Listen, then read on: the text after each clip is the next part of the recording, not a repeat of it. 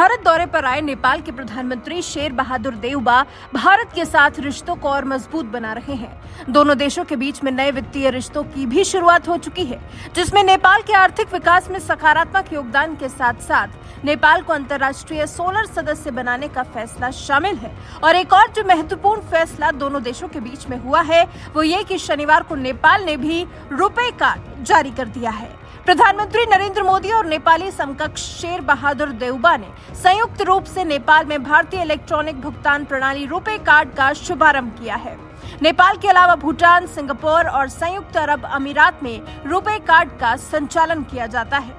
PMO India की तरफ से किए गए ट्वीट में लिखा है, नेपाल में रुपे कार्ड की शुरुआत हमारी फाइनेंशियल कनेक्टिविटी में एक नया अध्याय जोड़ेगी। अन्य प्रोजेक्ट्स जैसे नेपाल पुलिस एकेडमी, नेपालगंज में integrated check post, Ramayana circuit आदि भी दोनों देशों को और करीब लाएंगे।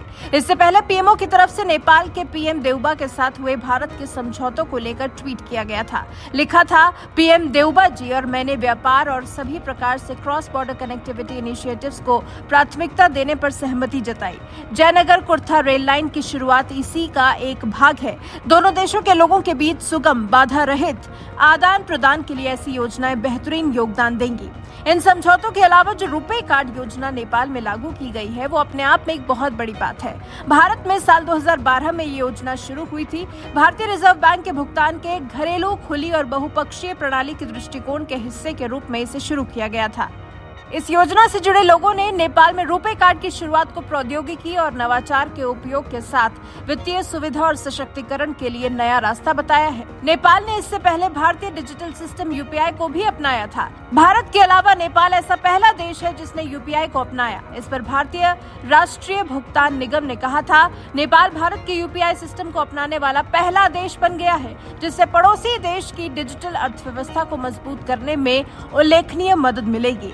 एनपीसीआई की अंतर्राष्ट्रीय शाखा एनपीसीआई इंटरनेशनल पेमेंट्स लिमिटेड ने नेपाल में सेवाएं देने के लिए गेटवे पेमेंट सर्विस और मनम इन्फोटेक के साथ हाथ मिलाया है। जीपीएस नेपाल में अधिकृत भुगतान सिस्टम परिचालक है। एनपीसीआई ने अपने एक बयान में कहा था कि इस गठजोड़ से नेपाल में लोगों के लिए सुविधा बढ़ेगी और डिजिटल लेन देन को बढ़ावा मिलेगा।